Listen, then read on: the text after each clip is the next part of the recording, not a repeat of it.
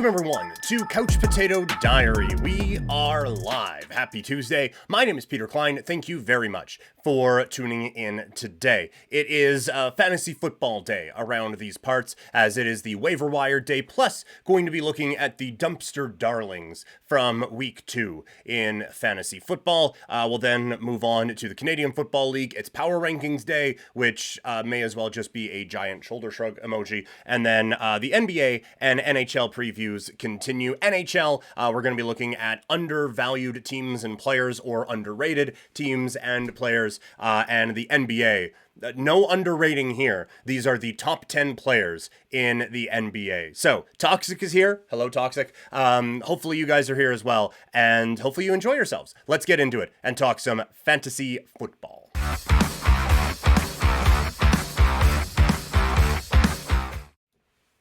Shout out Toxic in the chat. How's it going, Toxic? Thank you for popping in one more time. You don't need the fantasy football help, I don't think. I didn't see actually the results from the waiver or from the Vampire League that we do for friends of the Twitch program here. But Toxic didn't need any help in week 1. Oh, we had a bad week 2. What happened, Toxic? Who let us down here? Who let Toxic down in week 2? Watching the show while eating brunch. Oh.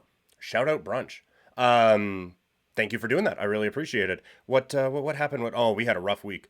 We had a tough one there, Toxic. That's fair. Mike Evans let us down. Jamar Chase let us down. Sam Laporta. It would be quicker to go through the guys who didn't let us down. That is fair. So today we're gonna help out people like Toxic, who had a tougher week 2. People like me, who had a very difficult week 2, and hopefully people like you. So let's get into it. We will start at the quarterback position. If you are looking for a quarterback streamer, if you are like me in the Vampire League and actually in a couple other leagues, and you have Justin Herbert, it might be time to move on. So, we are going to look at a couple of quarterbacks that you should be looking at in fantasy football, because there's a couple. There aren't a lot, admittedly.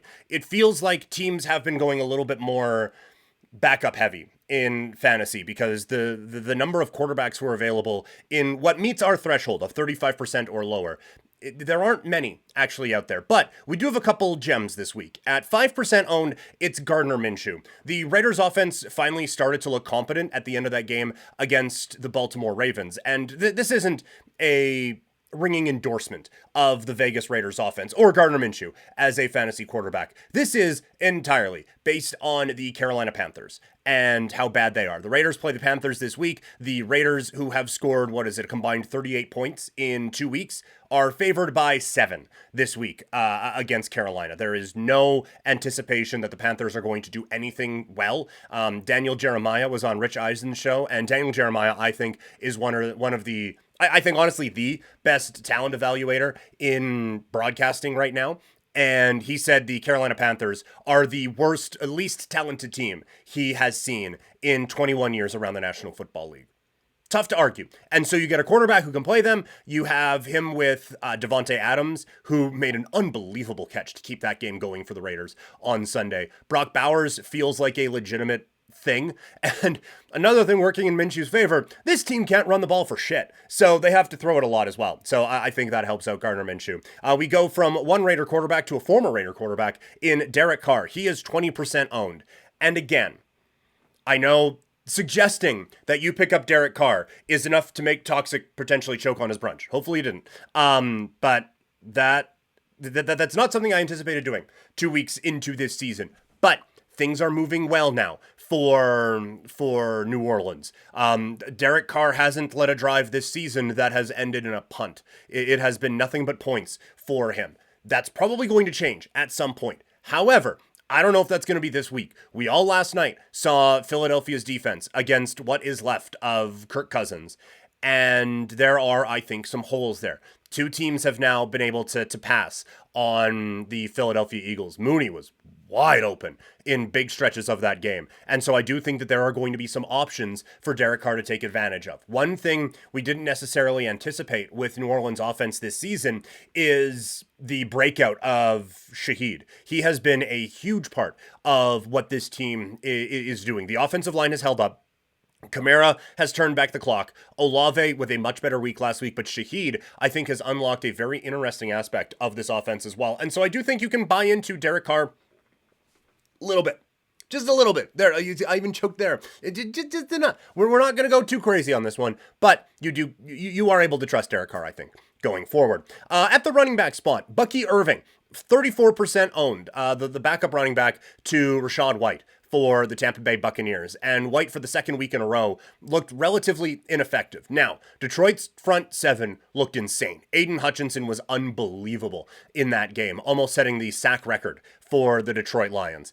And he, I think, single-handedly kind of blew up a lot of what Tampa Bay was looking to do. And so I don't know how much you can read into the running stats for that game. But I do think that, like, A, White is a little banged up, so I think that there is a path to some carries anyway. B, we've talked about it on here before. I don't know how great White is.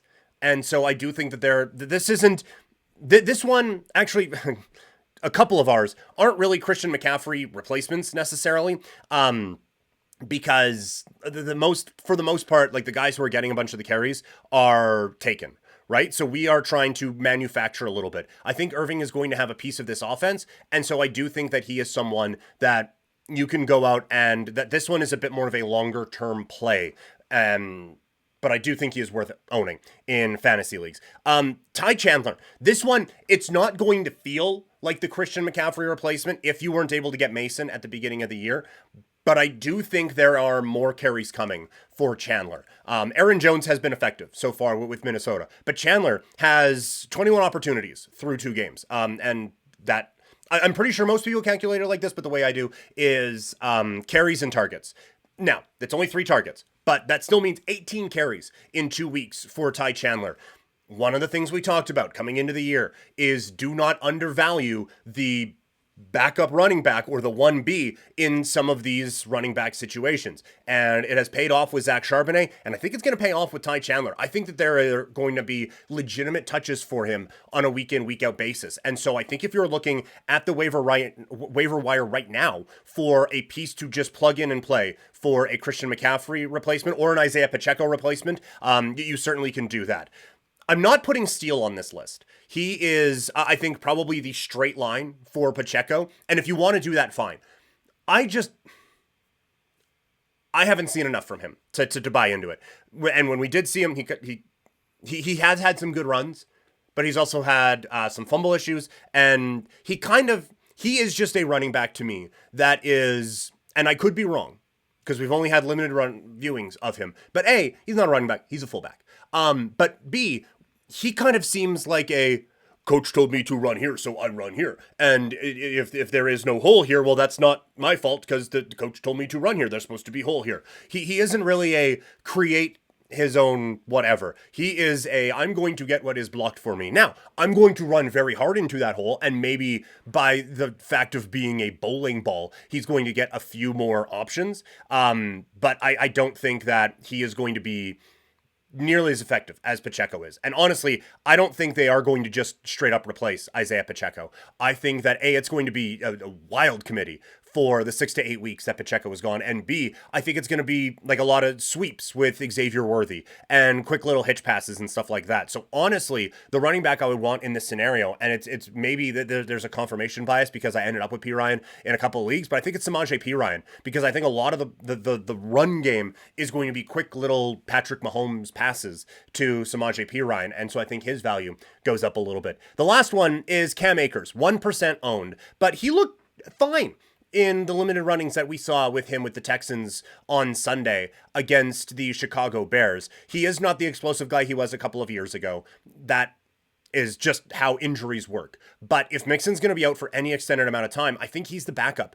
Pierce is maybe a bit more of the appreciated name, but I think if this coaching staff trusted Pierce, they wouldn't have signed Mixon and Akers. So I think that Akers is going to be the guy, and it'll probably, if Mixon misses time, which it sounds like he's not going to miss significant time anyway, but if there is any games missed, I think Akers is probably going to be the 1A in a 1A, 1B situation with Pierce. You can maybe look at Pierce, who is banged up as well. So there might just be a wide open spot for Akers, at least this week. At wide receiver, it's Quentin Johnston, 7% owned, 11 targets in 2 weeks for LAC.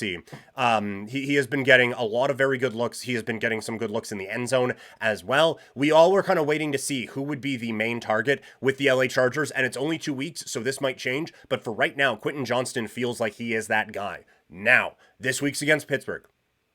I don't know how many looks you're going to get against Pittsburgh. This feels like a very low-scoring football game, but I do think Quentin Johnston should be that guy that you go out and try to get. Josh Reynolds is another one. 13 targets in 2 weeks with Bo Nix. Cortland Sutton, I think, is the most talented wide receiver out in Denver, and so I think as the season goes on, that's going to grow a little bit more and a little bit more and a little bit more. And I do think, like, he had... Sutton. I think he had double-digit targets in week 1 and only 4 in week 2. I do think part of that is Pittsburgh's defense kind of recognizing, like, hey, if we just cover that guy, we're probably good, right? But there is at least a comfort level with Nix and with Reynolds, and I think there's going to be at least some opportunities for Nix to get Reynolds the ball. I do think Nix is going to get a little bit better. I don't think he's all that great, and I think Sean Payton is wildly overrated, but I do think that there are going to be at least a few opportunities for Reynolds in the offense to get this thing going. And then at 2%, it is Jawan Jennings. 9 targets in 2 weeks. Now that Samuel is out, he's the guy. He's the guy who steps in. Obviously, the hope would be Ricky Pearsall, but he is continuing to recover with what happened to him right before the season started. Brandon Ayuk hasn't really clicked in a couple of weeks. I do caution against thinking that this is going to just replace the Deebo Samuel targets. That's certainly not going to be the case. This offense in general is not going to be as effective without Deebo and without Christian McCaffrey. But Jawan Jennings is at least fine and at least going to get some opportunities in what will still be a good offense. Moving to the tight end spot, there is just one. It's Mike Gesicki at 5% owned. He has 13 targets in 2 weeks. Burrow was absolutely looking for him. This was a safety blanket for him. I don't think this is a full season thing. As Higgins gets healthier, gets more integrated in the offense, he's going to take, I think, a lot of these passes. But for now, he's not. So I think Gesicki is a real viable option. That there was a lot of work for him out there. And like he is not a dynamic tight end by any stretch of the imagination, but he's fine. We've seen him produce before. We can trust Mike Gesicki. And lastly, the defense. It's the Vegas Raiders. Again, I'm not going to tell you a whole lot of times this year to draft to pick up the Vegas Raiders defense, but they're facing Carolina this week, and I get Andy Dalton is stepping in for Bryce Young. I don't think a lot of the issues out in Carolina are necessarily the quarterback. Now, the quarterback isn't helping, but the offensive line sucks. The receivers are better, still not great. They're having trouble running the ball. This isn't a situation where it's, oh man, this team was a quarterback away. There are 22 starting positions out on the football field. Andy Dalton being the quarterback, I think, means that they are about 20 players away. This is a bad football team. And so I think the Raiders are going to be able to go out and really put up some fantasy points this week with Max Crosby taking advantage of a bit more of a statuesque quarterback in the backfield. And I do mean that in a negative way. So those are the fantasy football ads that I think you should do. If you have any questions about fantasy football, let me know in the chat, and we'll see if we can answer some of those. But as we have found out every week, there are some gems out there, and you can do all of the prep and read all the magazines and all the websites and listen to all the podcasts, but sometimes some guys fall through the cracks. And so each week, we are going to look at the fantasy football dumpster darlings, the That Helped Nobody All-Stars, the players who are barely owned in fantasy football, but put up massive points that make us feel oh so frustrated about this fun game that we play. We start off at the quarterback position. Derek Carr, just 20% owned, put up 22.82 fantasy points. At wide receiver, it's Quentin Johnston, 7% owned, 19.6 fantasy points. I believe this is the second week in a row that Alec Pierce has showed up for the Indianapolis Colts. 28% owned, so we're getting a little high, but 14.1 fantasy points. In the backfield, what did we say all offseason? If there's a New York Jets running back you want, it's Braylon Allen. The running back who we had all absolutely heard of before 2 weeks ago. 10% owned, 10% very deep leagues, 18.6 fantasy points. At RB2, Antonio Gibson from the oh yeah, that guy pile. 16% owned. He plays for the Patriots now, by the way. 10.8 fantasy points. His teammate, Hunter Henry, our tight end, 14.9 fantasy points, 25% owned. And our flex, Andre Ishavas, I know I'm saying that wrong, 7% owned. He only got 2 targets. Both of them were in the end zone. 13.7 fantasy points. Our kicker, the number 1 kicker in fantasy football this week, was owned by exactly nobody. Austin Siebert is in a family league that he's not even owned in. 0% owned. 22 fantasy points. And our defense, again, what were we all saying at the beginning of the year? You have to get Arizona's defense. What were we saying going into the week? You have to get Arizona's defense against the LA Rams. It's a must, right? 0% owned, 11 fantasy points. Which means this team, where Alec Pierce is the highest owned player, the owned percentages of this team almost add up to 100. I think it's 116 that you get to when you add up how owned all of these players are combined. It's 147 fantasy points. Fantasy football, again, can be a cruel, cruel, cruel mistress. Okay, now let's go on to the Canadian Football League. And this segment, again, may as well just be a shoulder shrug emoji, as it is time for CFL Power Rankings.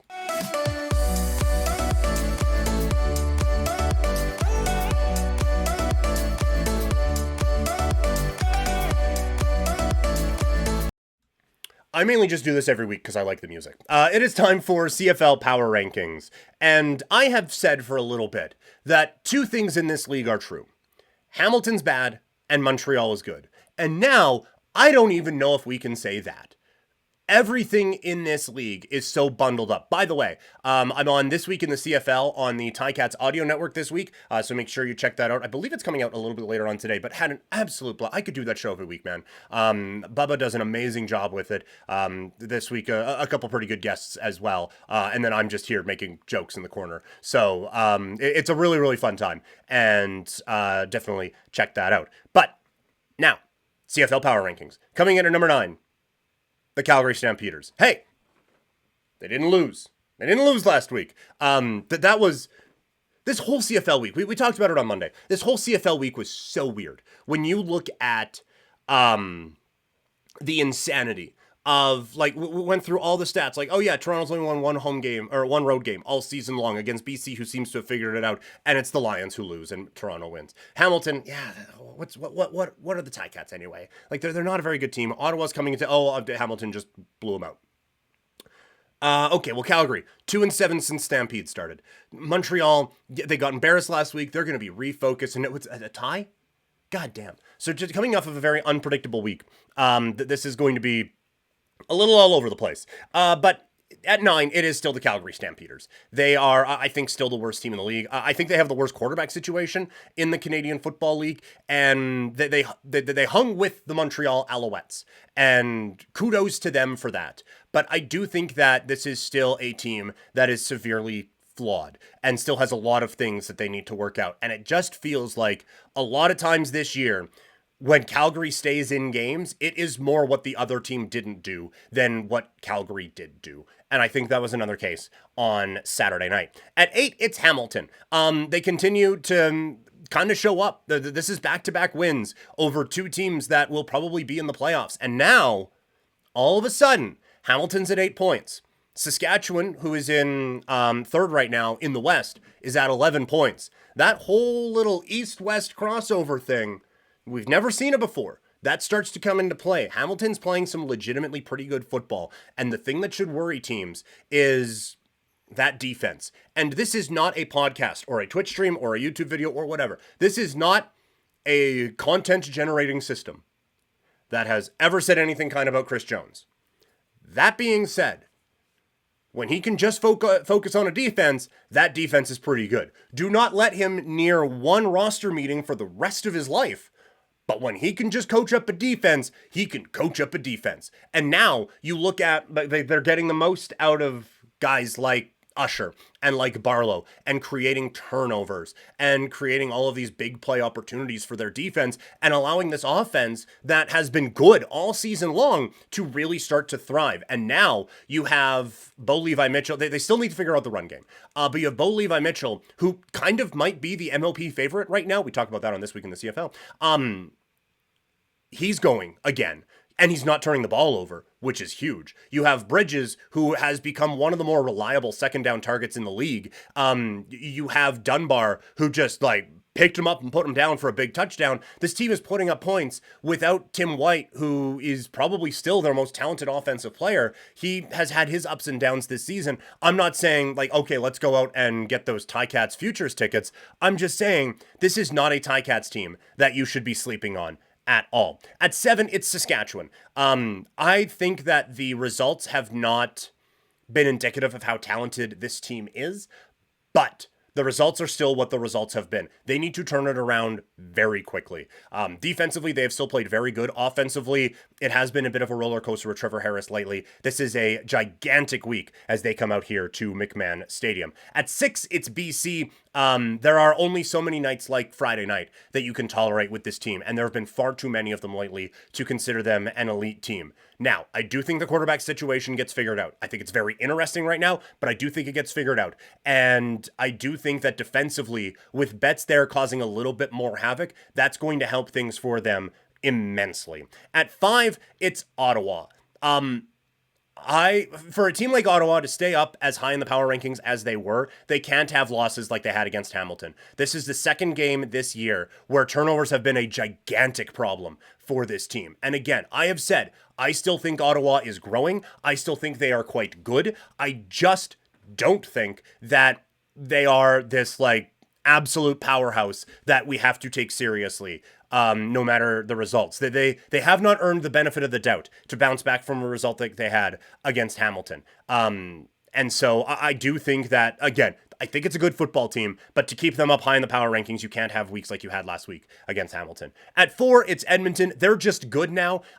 Jackson has come in and really helped out the offense. Trey Ford sounds like he's going to be the quarterback coming off of the bye. They have a monster game against Winnipeg this week, and that is going to be a very, very intriguing matchup in the CFL's West Division. At 3, Toronto. That defense stepping up in that way without McManus was not something I thought they could do, but the front 4 is alone almost enough to get to the quarterback. They absolutely bottled up Stanback.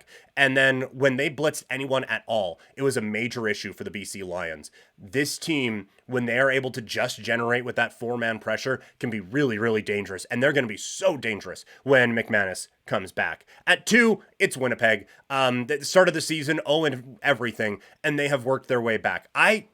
I'm still not all the way there on this offense, but the defense is legitimate, and the defense is legitimately very, very good. And so I do think that there are some takeaways you can have for this team.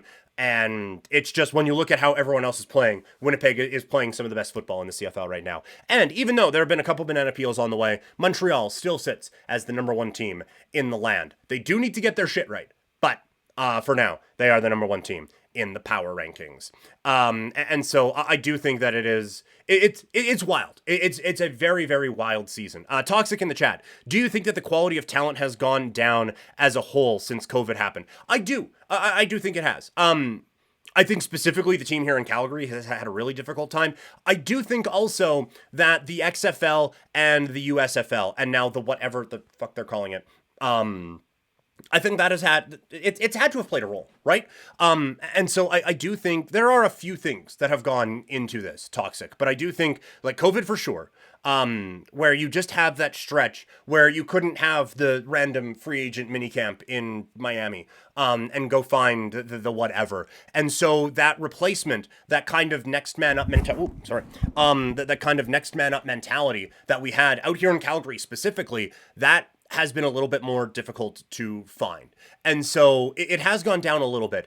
There are a few things where it hasn't. Every game I watch, with the exception, honestly, of Ottawa, and certain degrees Calgary as well, but almost every game I watch, you look, man, you can make a case this is the best receiving core in the league. You know, like every team feels like they go 3 or 4 deep at receiver. And so there's a lot of talent there. There's always been a lot of talent there. And I do think while we have tested it greatly over the last couple of years in the CFL, I do think that the depth at quarterback or the talent level at quarterback is pretty good. The depth, but we at least have found like a few really good ones.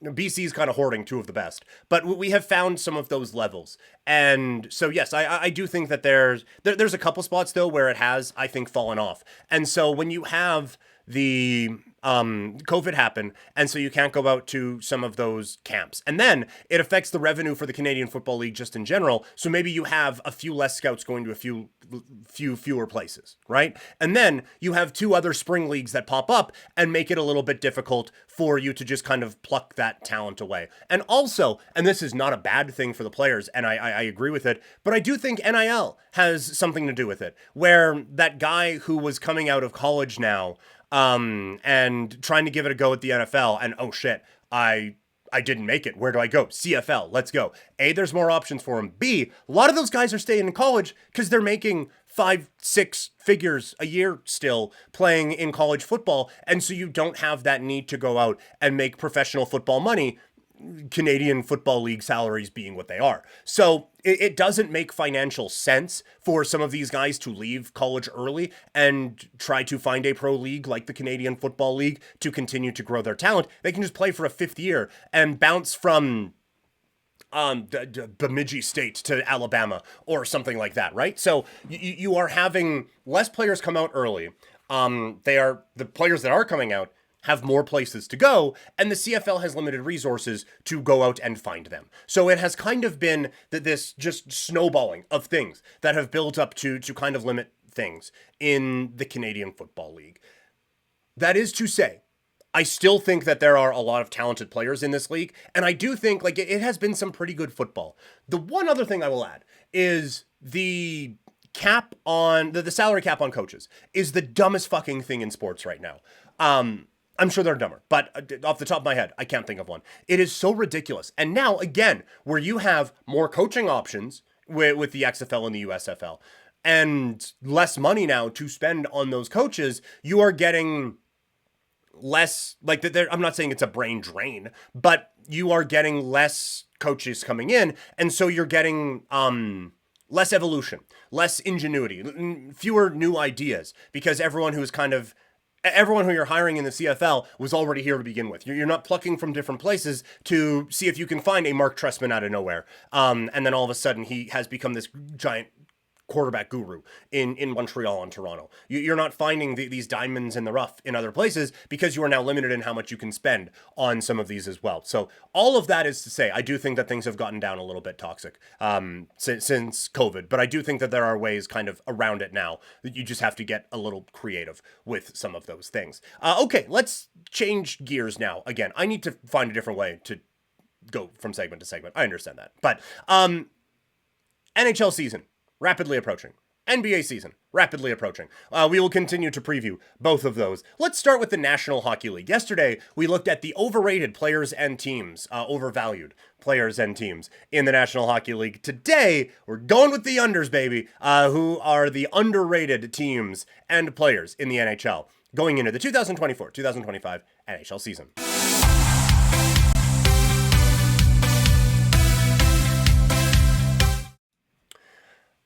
It's getting closer, isn't it? We got, like I said yesterday, we got the Young Stars Classics happening in their various forms across North America. Training camp discussions are happening. It's all very exciting. And so the previews continue today, looking at some teams that maybe aren't being taken seriously enough across the National Hockey League. Let's start with the undervalued teams. No particular order to this, but at number 1, it's Carolina. I did not expect Carolina to be on this list. Quite frankly, I thought they would be on the other one. But they finished with 108 points last year, I think. They might have had more than that, actually. But they finished well north of 100 anyway. And their point total from Vegas is 100.5. The East has gotten a little bit better. I do think, like, there are a lot of teams on the come up in the East right now.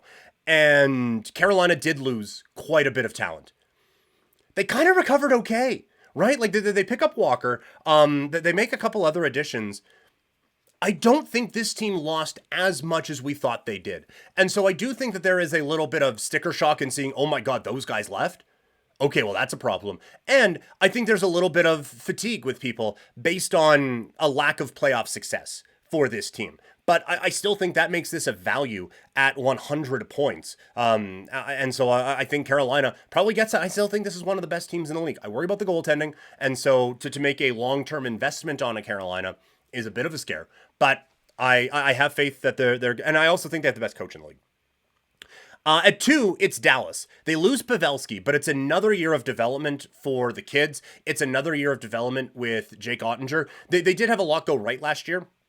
And I guess like the counterpoint to it's another year of development for the kids, it's another year on the tires for Ben and Sagan and those gigantic contracts that they have. They do lose Tanev, which was a really, really smart move, picking him up last year. He's on his way now to Toronto, but I still think this is a really good hockey team that has a ton of offensive firepower. They have, I think, one of the best defensemen and one of the more underrated players in the league in Miro Heiskanen on their blue line.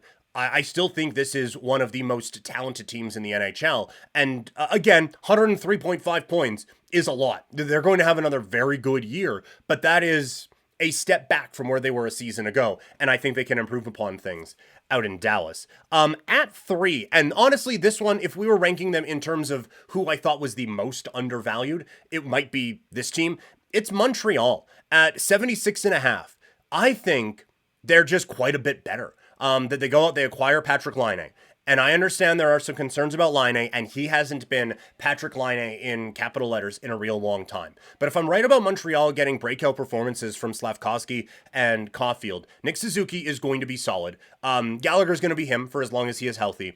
I don't think that you're going to have, like, I think Doc is going to be able to step up as well. I don't think Laine is going to be called upon to do as much for this team offensively. Well, I guess that's the only way he's going to be called. No one's asking him to do a whole lot defensively. But I do think that he's not going to be going to have to go out there and carry a lot of the load for this group offensively. I think he is going to be a very well paid, but I think best case scenario for Montreal is he is kind of a complimentary type of a guy and a bit more of a finisher while you have some of the young kids kind of flying around. But I have great faith that you have some pretty good development in some of these kids and they take a step forward. I think that there are going to be some steps taken on this blue line this year. You do have some concerns about what's happening in goal. I think they do kind of have to figure out what they have in a couple of these guys. And also, there have been some things tactically with Marty St. Louis while this team has been building up that make me concerned about really buying into Montreal this year. All that is fine when you're doing the rebuilding thing, but now when you're trying to take that step out of the rebuild category and into the competing for a playoff spot category, that is when you kind of need those coaching decisions to be ironed out a little bit. And so Marty St. Louis, I think, has to have his best season as a coach, and a lot of guys need to have their best year, but I think that this is a team that can finish over 500, and so I like taking them as an undervalued team at 76.5. Seattle is next at 87.5. And what is one of the lessons that we learned from the accountability episode that we did? The worry about the long-term contracts can absolutely be a long-term worry. But for one season, that kind of goes out the window. Do not overvalue your concern about the value of a contract when you are looking at that player for a year. And so, yes, signing Stevenson and Montour to those contracts, specifically Stevenson, signing those guys to those contracts feels rather inhibitive long-term. That being said, also makes this a better hockey team this year. Stevenson, I think, is the exact type of a player that this group kind of needed, and they still have a very good blue line, I think, and adding Montour to that really does help. There's going to need to be a little bit more scoring on this team, but I think Beniers taking a step forward and maybe getting a little bit more out of a Shane Wright. I think that there's potential for this Seattle team to be a playoff team this year. And at number 5, it's Winnipeg. The last impression we got wasn't good, but this is still, I think, a good roster. Connor Hellebuck is still one of the best goalies in the world. Defensively, Morrissey, one of the best defensemen in the world. You still have Scheifele. You still have Connor. You still have, for now, Ehlers. You still have a lot of offensive talent. I think they have some very good depth when they made that trade with the LA Kings for PLD in being able to get guys like Iafallo, to add to guys like Nemesnikov and Lowry and Appleton and all of that. I think this is a very well-built team that is going to give other teams some problems once again in the Central Division. And so 95.5 points, love it. I will take that. I do feel a little bit worried that a few of my undervalued teams, actually all of my undervalued teams, with the exception of one, still have pretty high point totals. So that could come back to bite me a little bit. But overall, those are the teams that I think are wildly underrated or undervalued going into this year. In terms of players, again, going off the NHL.com fantasy rankings, just quickly, at 5, it's Steven Stamkos, 53rd overall. He had 40 goals in 2 of the last 3 years. To get a 40-goal guy in, what would that be, like 4th, 5th round, seems kind of awesome. And so I think there is, I think, a real undervaluing of Steven Stamkos going on right now. We talked about it yesterday in people overvaluing the Tampa Bay Lightning. Going from Stamkos to Gensel is a step down.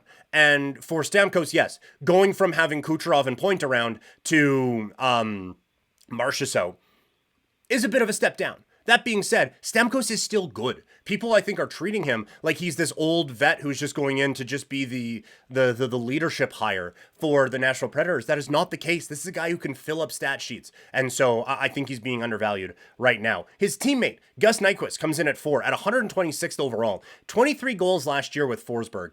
And A, Philip Forsberg is an amazing distributor of the puck. B, I think now, with Stamkos, with Marchessault as a second line, and then whoever you want to put with them, that is going to get a little bit more of the attention that Forsberg and Nyquist got last year. And so you're probably going to get the top defensive matchups on those guys. And so there is one in the column for Stamkos, but also I do think that it's not going to be the sole defensive focus, because that was it last year for Nashville. It was Forsberg, it was Nyquist, and that was it offensively, and then whatever you're getting from the blue line. But now, with a bit more of a rounded out lineup, you can't just focus on one team this year, and so I think Nyquist might be able to benefit from that. Also, Nyquist is 100% on my I can't quit you guys. I will always be a Gus Nyquist fan. At 3, it's Mika Zibanejad, 65th overall. Point totals the last 3 years, 72, 91, 81. He fills up a stat sheet. This is still a very good New York Rangers team, and so I think people are kind of overlooking him a little bit. At 2, Adrian Kempe, 44th overall. 28 goals last year, ended up a stretch of back-to-back 35-goal seasons. Also, I know fantasy isn't just goals and assists. He had 75 penalty minutes last year for an LA Kings team that likes to kind of go crash, bang, boom, and so he can do that as well. And so I think there's a little bit of value with him at 44th overall. And coming in at number 1, it's Connor Bedard, 50th overall. We saw last year with limited teammates and in a bit of a limited sample size that he is the truth. And yes, he's probably not getting 100 penalty minutes for you this year, blah, blah, blah, blah, blah, blah, blah, blah, blah. But I think this is going to be a gigantic step forward for him. I think he has better line mates than he had last season, and I think that is going to rocket him into some gigantic numbers this year for the Chicago Blackhawks. So those are my undervalued players in the NHL this year. To the NBA we go now. And no undervaluing happening here. These are the top 10 players in the NBA going into the 24-25 season.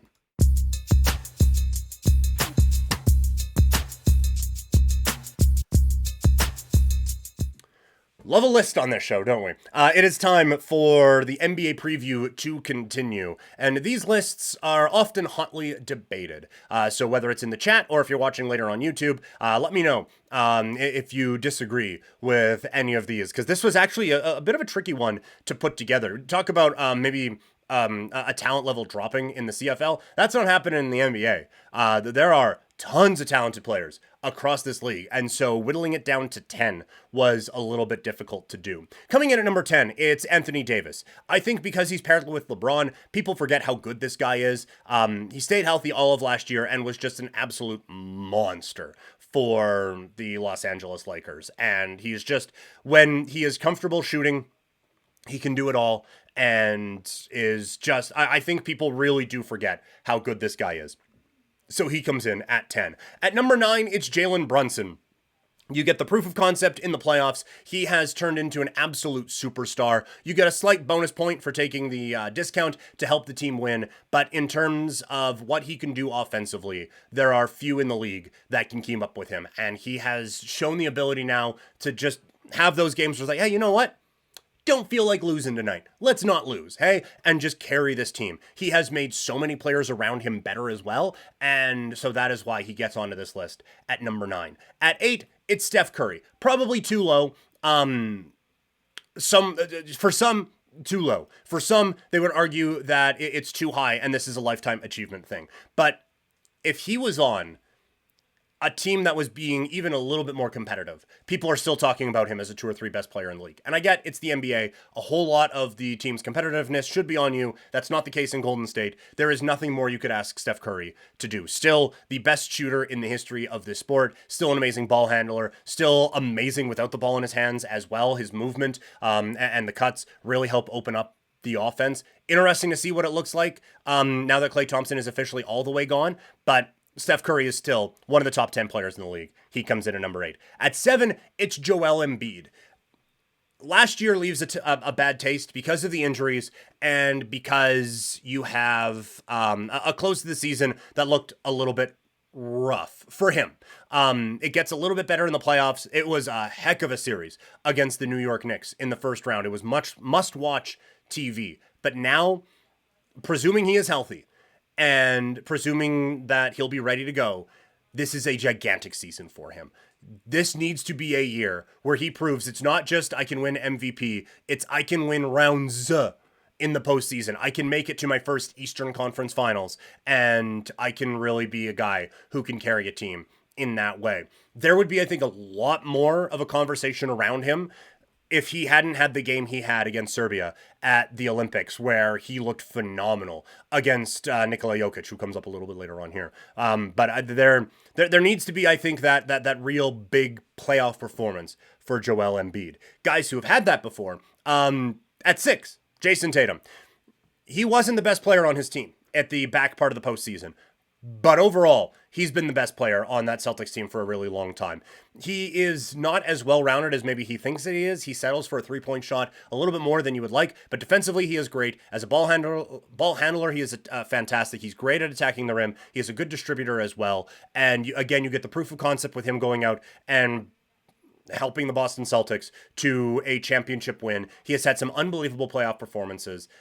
There just isn't a whole lot this guy doesn't do. And so that's why he comes in the top 10. At 5, this one might be, controversial might be a bit of an overstatement. But Anthony Edwards. I have Anthony Edwards over Jason Tatum. I just feel like Edwards does a lot of the things that Tatum does. And he does a few of them better. He attacks the rim a little bit more aggressively. Defensively, he is legitimately one of the best defensive players in the league. And now it helps when you have Rudy Gobert behind you and a very good defensive team just in general. But Tatum also has a pretty good defensive team as well. And I just think Anthony Edwards, for as young as he is, to already be as talented, I think he deserves to be in the top 5 in players in the NBA. At 4, it's Giannis. Speaking of y'all forgot about me, Giannis Antetokounmpo, he's still the Greek freak.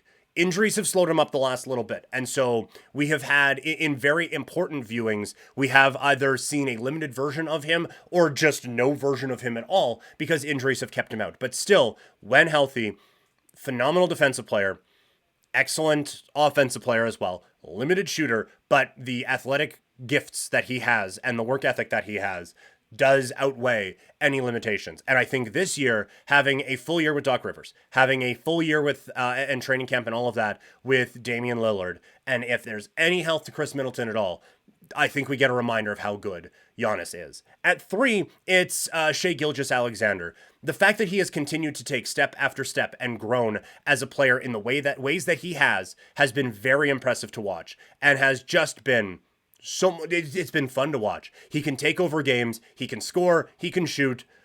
He's at least good enough defensively that he can guide you into the very good defensive players. And he makes everyone around him better offensively. He really is the total package.